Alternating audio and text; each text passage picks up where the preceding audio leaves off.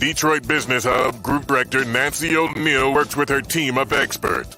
Listen to conversations with business professionals to discover the latest business innovations, insights, and trends.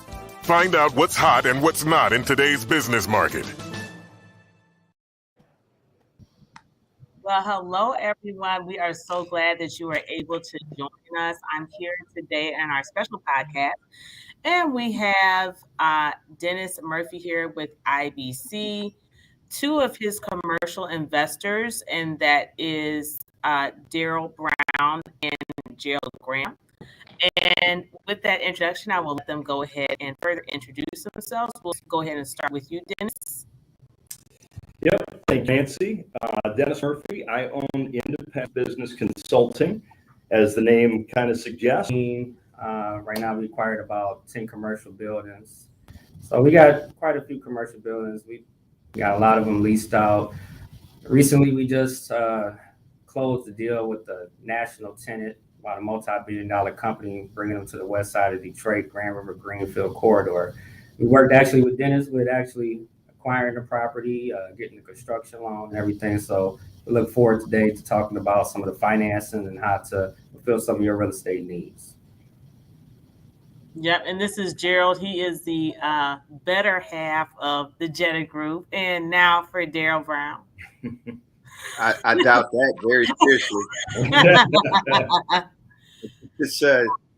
I'm Darryl Brown. I am the better half of the JEDA Investment Group. But like everything Jerold has said, that we've been in business for a few years now, and we've acquired over 10 commercial properties. And there's a lot of opportunities out there for us. I was just getting off a nice webinar myself, very educating, very informing. But we're just looking forward to answering all your questions. And Dennis was a big help to us. So it was a big help to us. Well, thank you. Sounds good. Dennis, we'll go right into your PowerPoint. You can go ahead and get started. And you're just going to say, Vanna, change the slide when you want me to move forward. Absolutely. So yeah, I always start with this. The best way to predict the future is to create it, by Peter Drucker. So Peter Drucker is a famous business consultant. And to me, and it speaks to these guys and their journey, everybody sits around the bar talking about how they're going to do this, they're going to do that, they're going to invest in real estate, it's going to be awesome, we're going to buy a building, we're going to be billionaires. And then they keep drinking, go to bed, wake up the next morning, go to the job they don't like. So the best way to predict the future is create it, make it happen. That's what these guys did. We'll talk a little bit about their journey and how I came into it, and hopefully help them out and help them propel themselves forward. So if you switch to the next slide, you'll have my information. I'm over in Northville, but I do lending all over the country. I do a ton in Detroit. I love Detroit. I grew up in Detroit, youngest of 10 kids. So, I watched Detroit go through all kinds of cycles and ups and downs. And it is just really cool to be a part of this latest regeneration. I think this one's going to stick. And these guys are the type of guys that are going to help make that happen. So, it's a little boring. I'm going to make it as interesting as I can. But if we jump to the first slide, we'll jump into commercial real estate financing. Doesn't get any better than that. So this PowerPoint cracks me up, but it just tells the story. Everybody comes to me and says, I went to the bank and they told me, basically give me a blood sample, a urine sample, your firstborn, and 3 volumes worth of stuff. I don't know what I'm doing, but I want to do this. Can you help me out? Yeah. So I have a foot in the entrepreneurial world and I have a foot in the banking world. And I'm kind of, I help the cell phone talk to the tin can. The jargon, that these guys use, you could say, hey, you need to pay your bills. They say debt service. It's very formal, and I love my banking partners and they're great. But oftentimes they need to be able to talk to their clients a little bit better. And that's what this represents. So it's a frustrating thing. There's a lot of paperwork, but that's partly what I do, is help you guys get through it when you're going to get that first commercial loan, or frankly, I've got guys, I was with the guy today. He's a Canadian investor. This is probably the 20th deal I've done with them. We had a closing today. If you want to jump to the next slide. So again, this one just kind of cracks me up. You bring all this stuff to the lender yells and screams and says, it's not enough, give me more. That's not the right document. It wasn't filled out correctly. It wasn't signed by everybody. And, so, and I'm going to tell this story from both sides, from the borrower's side and from the lender's side, because, borrowers aren't saints either. So there is an overwhelming amount of information that's asked for. And I think we actually talked about this before we got on this call. People always say, well, if I had that much money, I wouldn't need a loan. You tell me if I've got a bunch of money in the bank, you'll lend me money. Not always the case. And then people get to the point where it's like, to heck with it, I'm never going to get the financing I need. But in reality, bankers need to make loans. That's how they make money. That's how banks make money. They want to make sure that you're actually going to pay that loan back. So, I always use the analogy, if your buddy asked you to borrow $1,000, you're going to think, did he pay me back the last time? What's his history of paying everybody else back? He still owes Uncle Joe $20 and, it's been 2 years. I'm not lending this guy money. If the other guy who has a history of, you lend him money, he pays you back, I'm paying. That's how it works. So that's the guy that I'm going to lend money to. It sounds simple, but that's the way a bank looks at it. What's your history? What's your credit score? What experience do you have? That type of thing. If you can show them that you have that, they'll lend to you. It's not as scary as people think it is. So let's jump to the lender's side of the story. So that's the lender at the end of a week dealing with clients. So, and I deal with this all the time because I help my clients through everything. I get all the documentation together. I basically underwrite it. I tell them where they need more, where they need to clean it up. You're not going to make it to an approval, so we have to change this. We have to bring in another investor, whatever it might be. So at the end of a week, a banker is, just give me the information I need. I've asked you 100 times. You've been on vacation. Your accountant's going to do it. It's tax season. This is happening. That's happening. And then, and actually this happened to me today as well. So I have a portal that my clients upload stuff to. So I've been watching over the last couple of days. He's been uploading.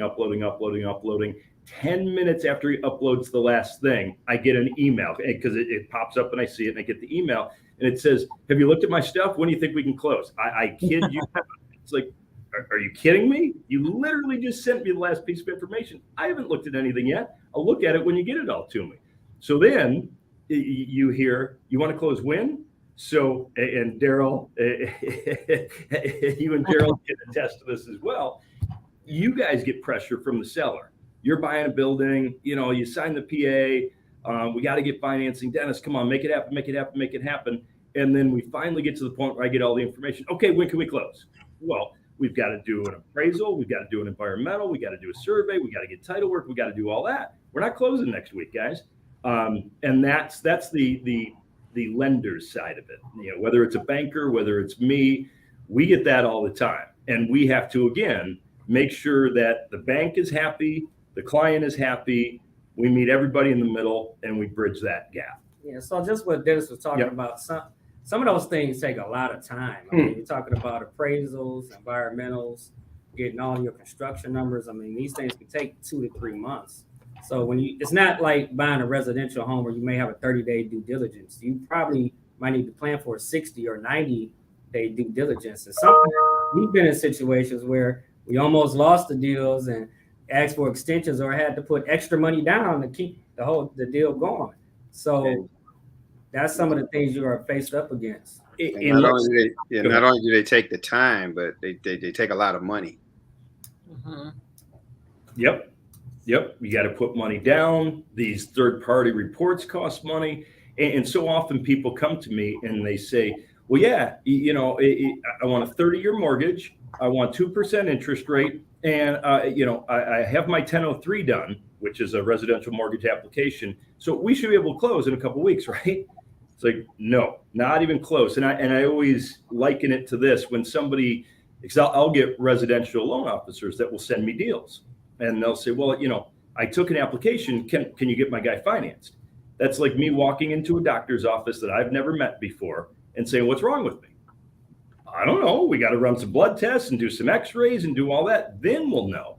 And that's kind of the difference between residential and commercial. And it's a frustrating process. If it were easy, I wouldn't be needed. That's why people come to me, not only to get them the best rates, the best terms, but to kind of take them through this process. I've done it thousands and thousands of times. So when somebody comes to me and they've been kind of beat up by the market, it's okay. We'll take care of it. We'll get it done. And even in the situation that Jerold just mentioned, I've been in this business for a long time, whether it be construction or title or whatever. I've touched it all. So I can go to that seller and their realtor and kind of talk it through and be that consultant that helps on each side, as opposed to the banker isn't going to do that for you. I'm the liaison in between everybody. And just to piggyback on that, so we actually got in touch with Dennis because we were talking to Stephanie Smith. Yep. Used to be at Huntington. She's at Fifth Third. And, we got kind of a soft and formal, denial kind of. But it was a nice letdown. She sent an email and copied Dennis on it.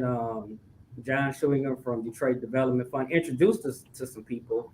And from there, things kind of started moving in the right direction. But we weren't in a position at that time to get conventional financing. But working with Dennis, he helped us get our package together, get all the numbers, all the paperwork. And now we have a way better understanding on how to get conventional financing. Yeah, we'll talk a little bit more about that process with these guys and in general. If you can flip to the next slide. So yeah, this is again just an example of taking the friction out of the process. And we'll dig into in the next couple slides. We'll talk about some specific programs.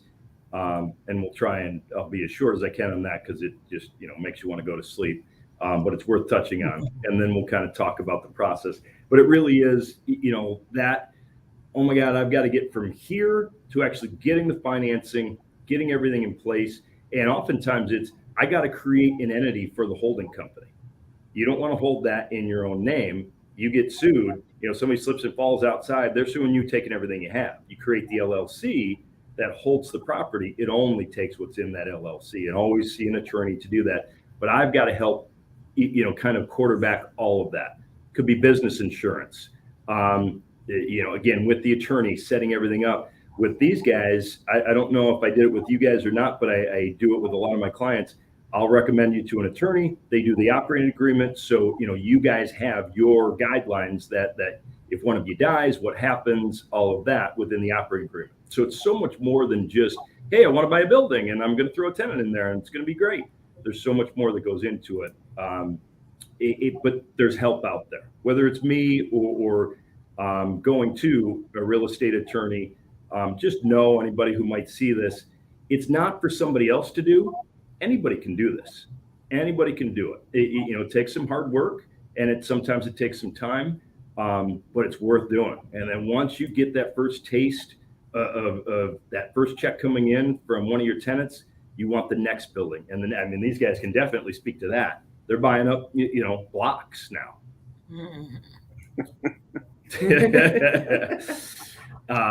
So that's what this represents, just kind of bridging that gap to where you want to be. Let's flip to the next one. So this is an interesting slide.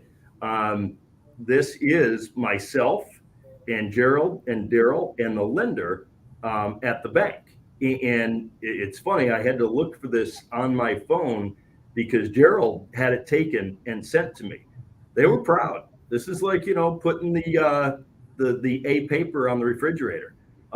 When I first talked to these guys, it was from the bank, it was love you guys, but you're just not there yet. You're just not ready for prime time. But you guys will be there. You guys are good. You're smart. You've got everything. You just got to clean it up a little bit. Go see my guy. So I was referred to them. And then we started looking everything over. I think Darryl threatened me a couple times, and then maybe it's the other way around. It wasn't me. I was not the bad guy. I was not the bad guy. Talk about the first phone call. Remember, Dennis was like, I like this guy. And Dennis said, oh my God. Darryl, you need credit, man. These women in your life, they just ruin it for you.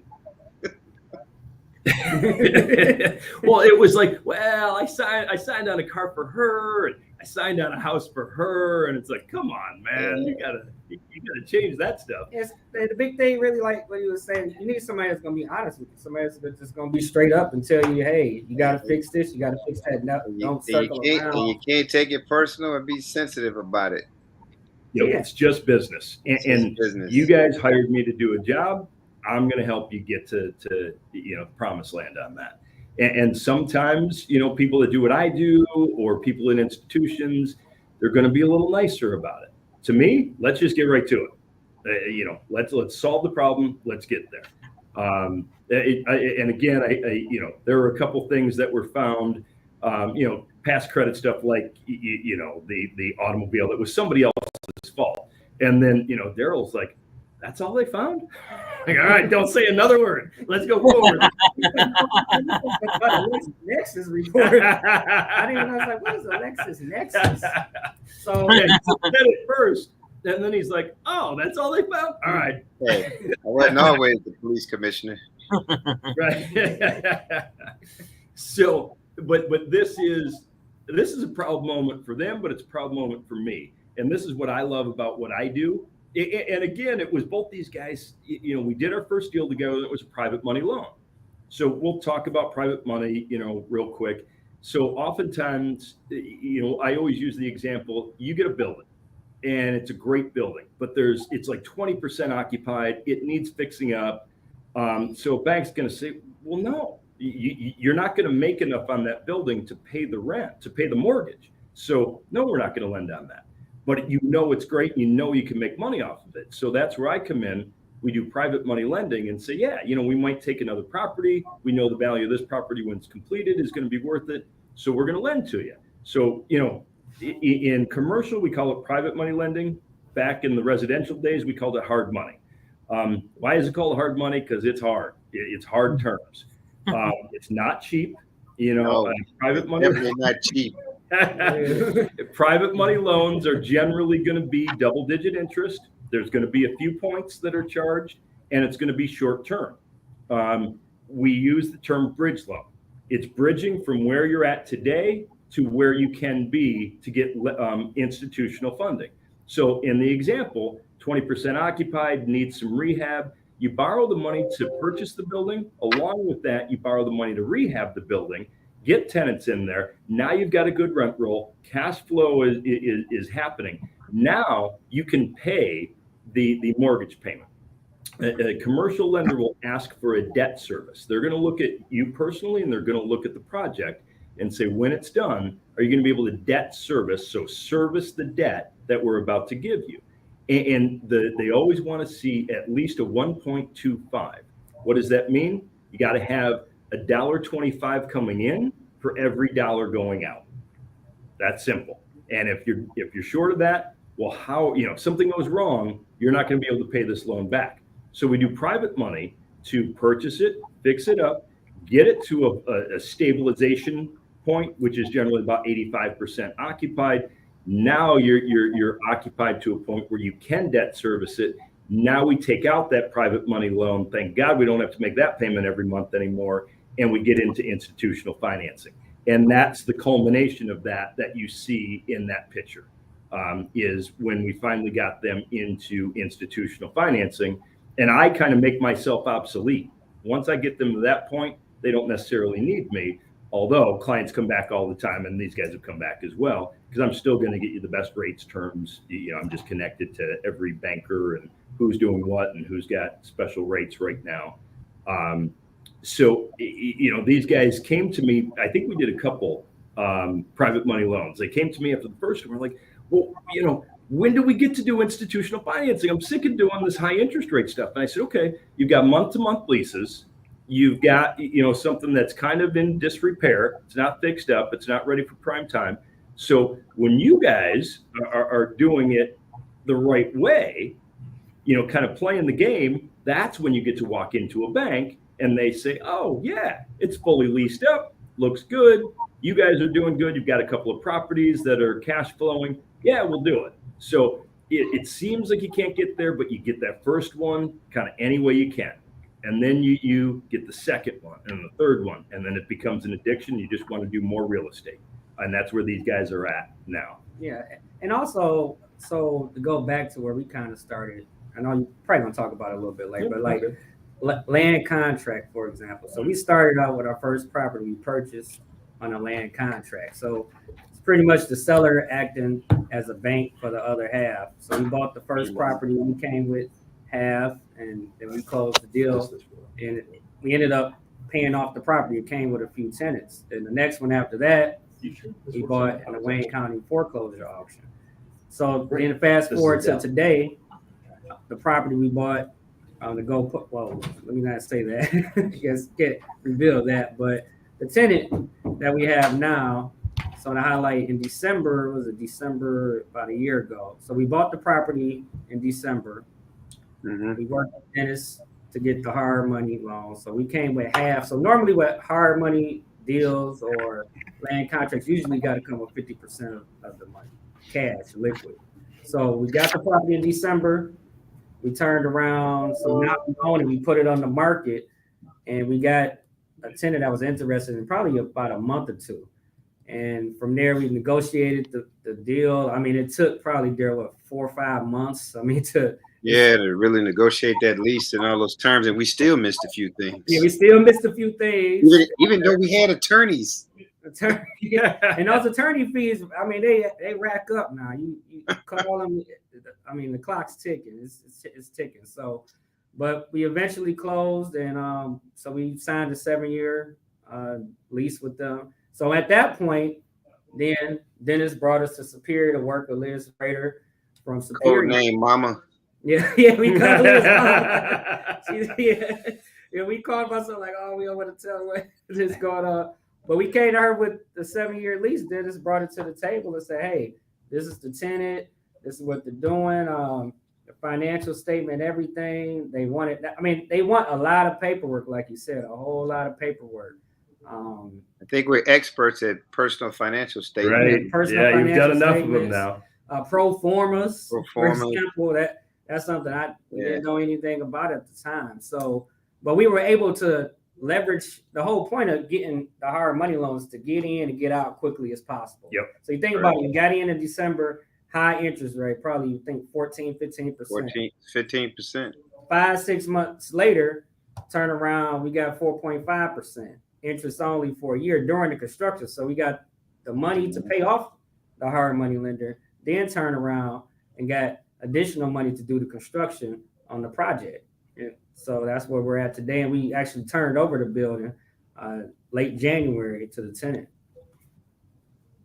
And now that puts them in great position to do the next one. They're cash flowing on that one. They've proved that they can do it. We've cleaned up the credit. Darryl has stopped going with these women that have to sign. He's got to sign for everything with my thing in the near future that you didn't tell me about. Darryl and Jerold are happily married. Yes. Yes. But even after you better clean that one up. Yeah, we are happily married. In my house, it's my kids that I'm always co-signing for, so they're just as bad. Yeah. So after that, we just repeated the process. So we bought the building next door, which completed the block. We came working with the same hard money lender with Dennis. We came with half the money. We turned around. We worked with John Schuing from Detroit Development Fund, paid the hard money lender off, and now we're going through the whole construction phase. And shortly, once we put a new facade on it, we're going to put it on the market for lease. And there's times that people think, I'm never going to get to where these guys are. And I'll tell you, when I first talked to these guys, their thought was, well, I'm never going to get to where my buddy is. So everybody thinks, oh, it's so far away. We've got to do so much. Just do it. Just start it. Just do that first one. Like I said, land contract, private money, whatever it takes, just make that one happen. And it's going to be a little pain, but then the next one gets easier and the next one gets easier. And now you've proven that track record.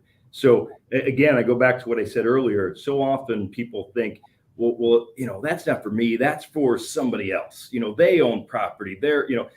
It's not rocket science. It's just a little bit of hard work, maintaining the building, getting the right tenants in. And once you get the hang of it, now you go from that first one to a stable of properties. And then it's another big thing that we're coming on here because we made a lot of mistakes, and a lot of them were out of ignorance. It wasn't like we just made a mistake. It's just things that we just did not know. You don't know what you don't know. And you don't know what you don't know until somebody say it to you. So that's why we're here coming to you all today, just to let you know the things that are out there, the resources that are out there. Like, I always felt the biggest crooks was those environmental. But I mean, you got to have them. There's dollars out there to give you tax breaks and everything. You just have to learn how all of the stuff work. And sometimes learning from afar about, the theory of it, it really doesn't work till you get to the practical of it and getting your hands dirty with the entire process. And that's where we at now. Our hands are in there. Our hands are dirty, and we're learning the process. So, we pretty much have a process and a pattern down to success for us. But I mean, a lot of things couldn't have really happened. We just have to say, Dennis, you was that guy that really got us together. You pulled us together, showed us how to connect the dots and get all those missing pieces of the puzzle. And I appreciate that, but that goes both ways. So many people throw their hands up and say, it's just too hard. I'm not doing it. Again, they sit at the bar and they talk about how great it would be, and they're going to be billionaires someday, but they never do it. You guys did it. And guess what? There might be a different problem on the next one. That environmental guy might find something in the ground. I mean, it happens all the time. There's an old oil container, because they used fuel oil years ago. Got to take that out. Oh my goodness, that's another expense. There's always something. It's never easy, but it's understand you're going to get over that hurdle. That's what these guys understood. They were cool with it. Hey, just bring on the next thing and we'll get over it. We know it's a pain in the neck. And then they got there. And then they got there on the next one. And it's certainly easier, but there's going to be a hurdle in the future. Just the way it is. It's the end result is worth that effort. And I mean, and then before we looked up, after we bought that last property, we looked up and realized that, wow, we own 10 commercial buildings. We didn't get into this to buy commercial buildings. We actually bought a cigar bar. It's got, so to highlight what he was saying, we've probably been at this, about a year? Like really, okay, we're going to focus on the real estate, being developers. We were coined being developers. We just, first property, going back what I was saying, once we bought on the land contract and in the auction, those were just passive investments. I mean, the first one was, and the second one was for the cigar bar. And also the other thing, we did all this during the pandemic. So yes, it's opportunities out there. I mean, a lot of things are opening up, and it's big things to use your network. That's what you have to use. You're only strong as the people around you. You're only strong as your team.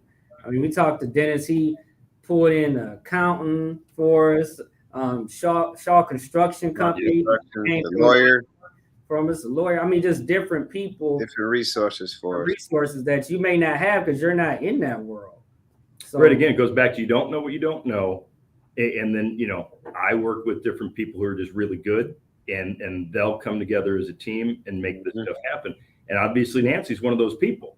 You need good realtors out there looking for stuff. And you want them saying, hey, this is coming up. You might want to jump at it, right? As opposed to, it's been on the MLS for 3 months. I'm sure it's great. There'd be a reason it's been on there. You want to be one of those people that's talking to Nancy saying, hey, as soon as you get something, let me know. I want to jump on that. And it's a little bit of a bummer to say, but guys, there's going to be foreclosures coming up here in the next couple of years. 32,000 in the city of Detroit. So last time I checked. You would never find a property cheaper than the auction. Never. Right. Period. Right. So Not unless I'm bidding against you. And you have to be careful, and you have to make sure title's clean and all that stuff. But be ready. Be ready. Learn what you need to learn. Be ready to get your hands dirty, like these guys said, so you can take advantage of those opportunities. I'm going to flip to the next one. So we're going to talk about SBA really quickly. So, I know we're talking about kind of investment real estate, but oftentimes you want to buy a building that you're going to occupy 51% of. You can go SBA, which means you can go with, really 10% in and then get a seller carryback, what is a seller carryback? Seller carryback is when the seller says, this is it's $1 million building. I'll sell it to you for $1 million, but I'll give you, you only have to come to the table with $900,000. I'll give you $100,000 in a note. So kind of like a land contract. So that note, that $100,000 of equity, you can put in. So now you've got 10% into that building. So the bank and the SBA is always going to want you to come in with some skin in the game, because if there's not, what stops you from just walking away? So you're going to have some skin in the game. But if you're out there and you're buying your own building, or somebody that's buying a building, they're going to occupy more than half of it, a 504 loan is the way to go. It's going to be the least amount of money in. So it bears talking about. Let's flip to the next one. Let's keep flipping through. Keep flipping. Again, we just talked about the 504. So it's purchase, construction, renovation, anything to do with real estate. You can do it with equipment as well, but we'll keep it to real estate on this. So you can go to a 25-year amortization on that, which is going to make for a lower payment. You can do it, again, like we said, 51% occupied, and you can do the seller carryback that we talked about. So you can really get into a property for a low down payment. Let's flip it. So yeah, that just kind of breaks down what that might look like. So 50% is bank, 35% SBA, 15% from the borrower. And that 15% can be broken into a seller carryback. You could do 7.5%. Sometimes we can get you in for 10% with a 5% seller carryback. So you're only putting in 5%, which you think about that on a couple $1 million building, or even a couple $100,000. That is a great way to get in, start getting a property under your belt. Because even on a SBA 504, as long as you occupy 51%, you're eligible, which means you can lease out the remainder. So again, something to contemplate. Let's move forward. So conventional financing. Conventional financing, I get a lot of accountants and attorneys that refer clients to me. They're really busy. They own a factory or something like that, and they just want to buy a new building. Or they, on a regular basis, pick up investment properties. So they'll call me up and just say, Dennis, you know the drill. Find me the best rate, best term. I've got $500,000 in the bank. I'm going to put 15% down, 20% down. Let's go conventional. So it's a shorter application period, and you go to closing quicker, fewer hoops to jump through. Oftentimes, I know every community banker in town.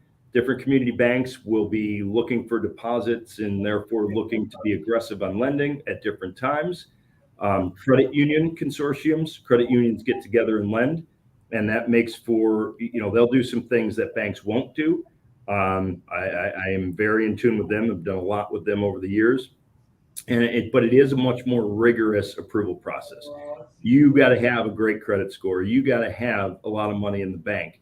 The bank on a conventional loan is lending you their own money, as opposed to if it's an SBA or they're partnering with a community organization, they're taking money, essentially out of the vault and lending it to you. So they're going to be tougher on you. But that's the point you want to get to. That picture you saw earlier, of Darryl and Jerold sitting in front of that logo, they got to conventional financing. That's the goal. That's the holy grail. That's where you want to get to because it's the quickest, easiest, best rates.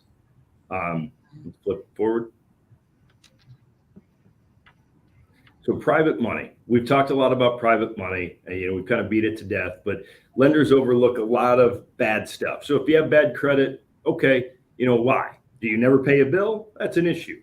Did you have a medical issue and there's a bunch of payments that you're making? That all right, that happens to people. Greater focus on the real estate rather than the borrower. So there's two components to lending. One is the asset.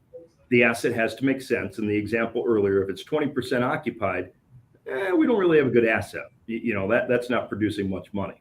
The asset's good, and the borrower or sponsor, as it's sometimes called, if they're a mess, that's not good either. So we try and get to a point where they're both good. That gets us to conventional. But if one or other or both aren't good, we're probably going to need to go private money because they'll overlook that a little bit. They're going to say, all right, building's worth $1 million. You guys have, $300,000-$400,000 to put into it, or it's going to be at that level when it's completed per the appraisal. All right, I'll lend you 65-70% loan to value. Sometimes, these guys were saying, we had to go 50. A lot of times that's what it's going to be.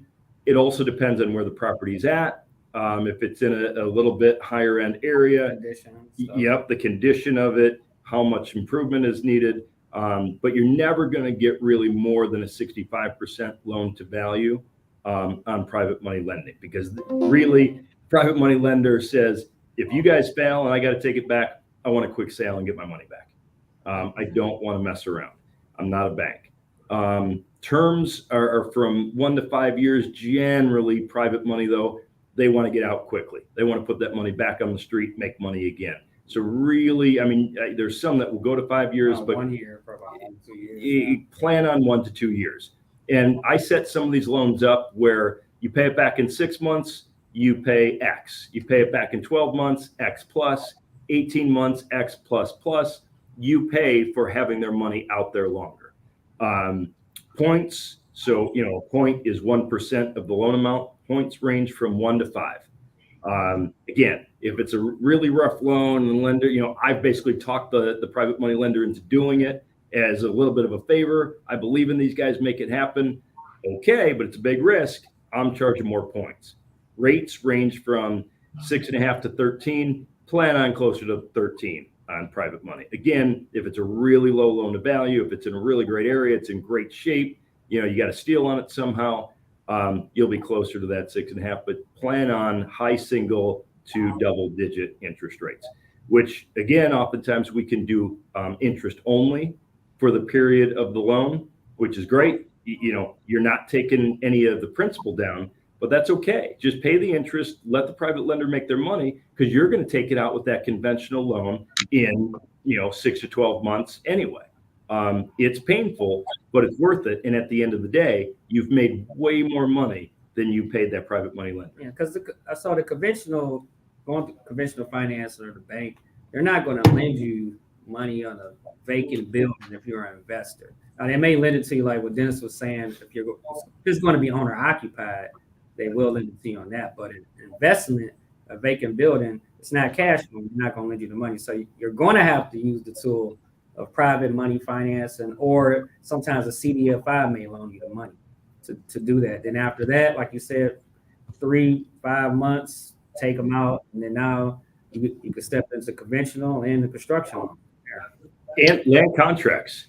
So if the market's great, the seller will say, well, yeah, I'll do a land contract, put 30% down. Well, if I had that kind of money, I'd go get a bank loan. In the market we're at right now, obviously with COVID and things, it's a little bit of a buyer's market. Because, if you're buying an office building, if you're buying a strip mall, pretty much any commercial building, for the most part, you could say, hey, no, but I'll take this thing off your hands. So you're not paying the capital expenditures, you're paying the insurance and the utilities and maintenance and all that. So I'll put 10% down. Give me that land contract. Do a 2-year balloon on that land contract. We amortize over 20 years, so you have a low payment, and then you do a 2. Go ahead. Sorry. The other thing they could do too, Dennis, is they could dig into their personal finances, try to get a personal line of credit. We sought and looked into that afterwards. It probably would have been another advantageous way to do things, because the buildings that you buy would still be free and clear. You would just be on the hook for the debt for the line of credit, and the building wouldn't have a mortgage on it. So that's another way to play the game with financing and keep your property free and clear, where you can actually leverage it. Like in some of the cases, we've leveraged some of the buildings that we have that have no mortgages on. Yep. It not only can, and certainly seek that stuff first. And I always tell people, and it's funny, people are like, well, what's the angle? Why are you telling us this? You're not going to make any money. That's okay. Do the right thing, and people will call you again on the next one. So there's times I'll tell people, well, you just showed me your PFS. You got a $500,000 house with no mortgage, and you want to buy a $200,000 building. Why are we talking?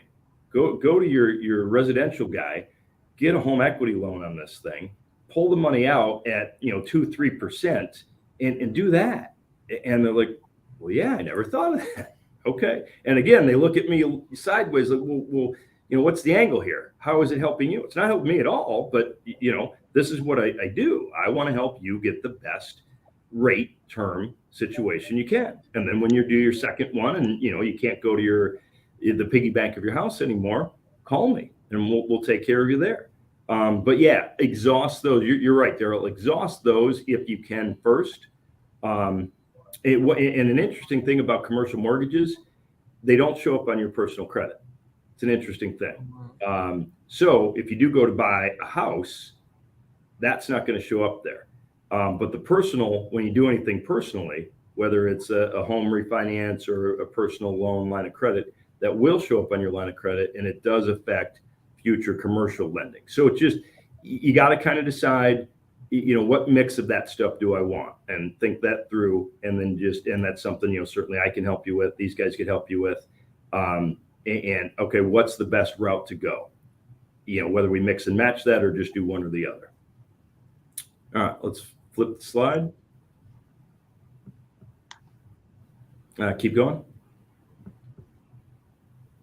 Securities backed line of credit. That's something that's interesting. If you have a lot of stock, you can actually go to an institution and say, I want to borrow against that. And if it's traditional stock, you can absolutely, and you can borrow up to 65% of the value of eligible securities, 75 to 99% of bonds. Interesting, something that I've done in the past. Again, it's one of those things. Well, if I had all those securities, I'd just liquidate them and borrow. Yeah, but sometimes you don't want to. I had a client who had a bunch of Tesla, and he did not want to liquidate that because he knew he was not going to be able to get back in where he is now. So we did a securities backed line of credit. He got done what he needed to do, paid it back, and it's a really, really low interest rate. It's just another tool to do this stuff. So again, something to think about. And oftentimes it doesn't need to be yours. You go to that uncle who's got a bunch of money and he's got a bunch in the market and say, hey, would you do this for me?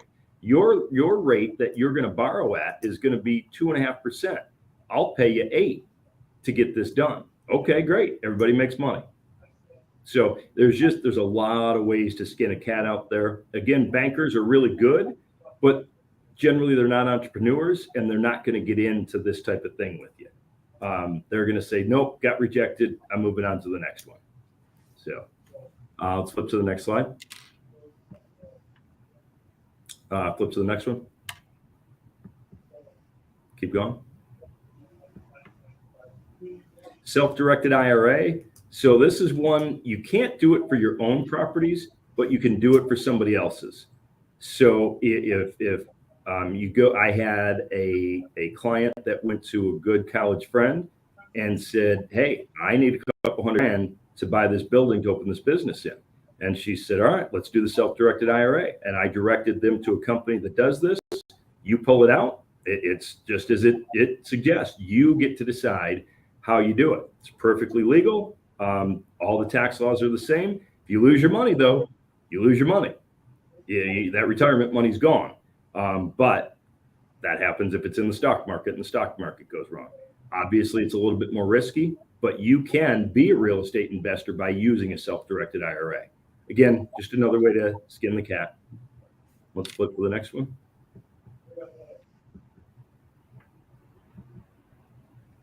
One second. Basically the same thing with the self-directed 401k. Let's go to the next one. So that's it. It's a lot. Like I said, not terribly exciting. And Nancy, I think you had some questions. I don't know how much time we have. If you want to talk about a couple of those, or I can read from them. But certainly, if anybody needs to get a hold of me, that's all my information. Best way is call my cell. We'll talk about your situation. We'll figure it out. And then if it's something that makes sense to move forward with, I'll tell you everything that's needed. Some of the basic items you're always going to need is a personal financial statement, which is just how much money do I have? What do I owe? I mean, it's obviously a lot more than that, but that's the gist of it. And again, these guys have become experts at it because I've had them do, We're doing them every 2-3 months. But it changes, and lenders want to see what you have at this point in time. And the cool thing is theirs gets better. As they get more buildings and they make more money off those buildings, their personal financial statement gets better. We need to look at credit. We need to look at 3 years tax returns for your personal taxes and any corporations you own. We need to get that financial picture. And again, that's why it's a little bit more of an art form in commercial than just kind of typing it in and putting in desktop underwriting for residential. So I would suggest, or definitely we will suggest totally, using QuickBooks if you can. And if you're not familiar with it, get an accountant because they're going to ask for balance sheets, P&L statements, business tax returns, and these things get more and more complicated and stuff on how you're going to classify construction costs and things of that nature. You're going to capitalize these things because like recently I was getting to a point now, I was like, it's getting a little bit out of my expertise. TurboTax isn't doing it for you anymore. Because I was doing some I think he's already there. He's not at the point. He's ready to throw in the towel. I had to hand it off. I did the P&Ls. I told Darryl, I was like, this doesn't look good. I was like, I don't think I'm doing this right. So, and that's one of those things people say, well, I don't want to spend the money on an accountant and a bookkeeper. Okay, you have to. At the end of the tax year, when you owe a bunch of money or you screwed something up or you can't get funding, you wished you had spent that, $50 to $100 a month on a bookkeeper. Well, it would have been nice on our taxes if we could have reported that loss that he had on there reporting, but we probably would have went to jail afterwards. Yeah, but what he's saying definitely like paying the bookkeeper $100 a month versus like recently we got a pretty hefty bill from our accountant, but they did what they need to do to clean up my mess I put in there. But accountant is going to charge you a higher per hour rate. So if you do the bookkeeper and you do it from day one and get QuickBooks day one, I tell all my startup businesses, just do it the right way. I can do it on Excel. You can until you don't, and it's 6 months in or 2 years in, you haven't filed taxes, and then you pay an accountant a bunch of money to unravel it all. Just start day one, do it, get QuickBooks Online, get a bookkeeper, go do your business, whatever that is, build your widget, buy your properties, let the bookkeeper take care of it. I'm telling you, because I did it for years and it was a mess. I got a bookkeeper and said, oh my God, why didn't I do this before? Okay, thank you, Dennis. Thank you. So I do have a comment from Reginald Harris. He says, good information. We have one comment so far. We're going to go to commercial. And if anyone else would like to leave their comments, we're going to watch our membership video featuring Darryl and Jerold from our commercial workshop last summer. But if anyone would like to send messages, we are live and we have about another 8 minutes. So we'll finish up with a couple of questions if anyone has any. Here's our commercial. Hi, I'm Nancy O'Neill, the director of the Detroit Business Hub Group. We were recently featured in Fortune and Entrepreneur magazine. I started DBHG to help real estate and insurance agents compete in today's competitive marketplace. As a former real estate and insurance agent, I did not have a mentor myself who I was accountable to. As a member of DBHG, we network, mentor, and train sales professionals to be competitive in today's marketplace. Our certification and accreditation helps you to level up one of the big reasons we became part of this was to be around other people that are involved with the same kind of business we're in, which is real estate. And we don't want people to go through some of the things we went through as far as trying to find financing. We're trying to give those resources to people so they know where to go to get that information, to get those lenders and contact information. It's not just finance, but also, like you said, mentorship involved in, anything from finding your appraiser to finding your commercial real estate agent. I believe with the mentorship program, you can really catapult yourself into a long-term successful career as an insurance agent or real estate agent. As a DBHG member, you receive access to experienced business coaches in your industry and coaching sessions, access to capital, access to DBHG mastermind coaching sessions, access to DBHG podcasts, access to webinars, in-person seminars and workshops, access to our DBHG certification and accreditation programs, and networking opportunities with like-minded professionals in your industry. There were a lot of things that we learned along the way, and it was a great tool for us to come here. And I think it's beneficial for the people here that don't know about how to go about purchasing and all the resources that are out there, to get that information from someone like me that can make their journey easier for them, that they don't have to reinvent the wheel. So what Detroit Business Hub Group means to me is connecting with other business owners and professionals through a network of peers so we can all learn and grow together. Ideally, we all learn to do business together as well. Networking is so important because we all need to learn to build and grow together. Networking is the lifeblood of any business. After all, if the consumer doesn't know about you, how can they do business with you, right? So somebody told me once before that if your phone isn't ringing, you're not in business. We all need to keep our phones ringing. Mentorship is so important because we all have to learn and try to shorten the learning curve as much as possible so we can gain success faster. Anybody who's experienced success has also experienced failure. So the idea is to try to shorten the learning curve to get to the point of success faster and easier. If we don't need to reinvent the wheel, if there's mistakes that we know other people have made, let's learn from that and try to avoid those same mistakes. Yes, I'm working with DBHG. We have an event coming up January 22nd, and we are launching an investment club, and I'm excited about it. I just want to give everybody an opportunity to be able to build wealth and leave a legacy to their family as well. So this would be like with the opportunities that I have in front of me, that it'll be profitable, we'll do very well, and everybody will be happy. I'm going to be telling my story, some of my strategies, and things that I did to build my real estate portfolio, and then also launching the Real Estate Investment Club. A lot of professional networking from a real estate perspective. Today we have a commercial seminar, very informative, met a lot of different professional people in real estate, investment, a lot of investment consultants. So overall, in my last year, it's been a very positive networking experience. Networking is the lifeline, the blood of it. This is a relationship-based business. That's the bottom line. You're only good as your name, and people is what they view you as. So, networking is very important. Relationships are always key with anything that you do. You find out that the recommendations of some people, that a lot of the banks use the same people. A lot of the real estate agents go to the same people, and because they know their work and they trust that they're going to be honest with their evaluations of different things. So where like-minded people come together for one common goal, and we are heavily, focused on community service, and that's what really the organization is really the roots, and what we're rooted on is actually helping the community. That's one of the big things of us getting involved with commercial development, is to try to redevelop our communities. That's what this whole thing is really all about. Minority business owners today need mentorship, training, and networking opportunities. We provide that with DBHG.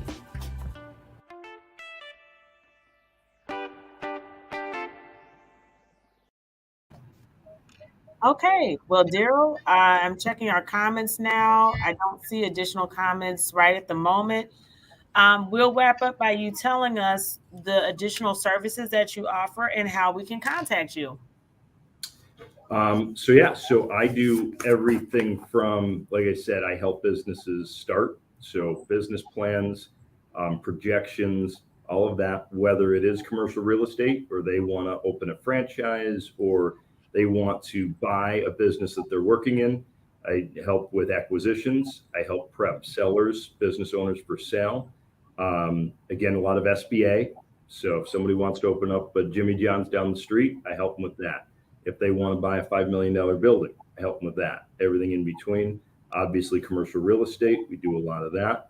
Lines of credit to buy commercial real estate, we do that. So really anything to do with small business lending, commercial real estate, SBA, and obviously the consulting side. So if somebody's having problems in their business and they want me to come in and help them, oftentimes banks will call me in to help one of their clients, kind of clean it up so they can pay it, so they can debt service that loan. So all things small business. Sounds great, Dennis. Well, thank you so much for joining us and being our special guest today. JEDA Group, thank you for the warm introduction. Dennis was able to meet some of the other realtors that we work with the Real Estate Collaborative today in Southfield. So we appreciate them allowing us to use their offices. And Dennis, just in case they did not see it in the PowerPoint, what's the best way for anyone interested to get a hold of you? Cell phone is always great and easiest for that initial conversation, 313-802-1776. Office number 248-924-2410. And the really long email address, murphy@indbusinessconsulting.com. Sounds great. Well, thank you once again, Dennis and Jerold and Darryl, for joining us. We look forward to hopefully you partnering with us, Dennis, in terms of membership, and we can talk about that one-off. Of course, you just watched our membership video. So we hope you join us for future podcasts. And Darryl and Jerold with the JEDA Group, they're already corporate members. So we look forward to us continuing our relationship with you as well. Everybody, we air on Tuesdays and Thursdays at 6 or 7 p.m. Make sure that you join and subscribe to our YouTube channel just under Nancy O'Neill, DBHG. And hopefully we will see everyone this Thursday at 6. Thank you so much, everybody, for joining us today. Everybody have a good evening. Bye-bye.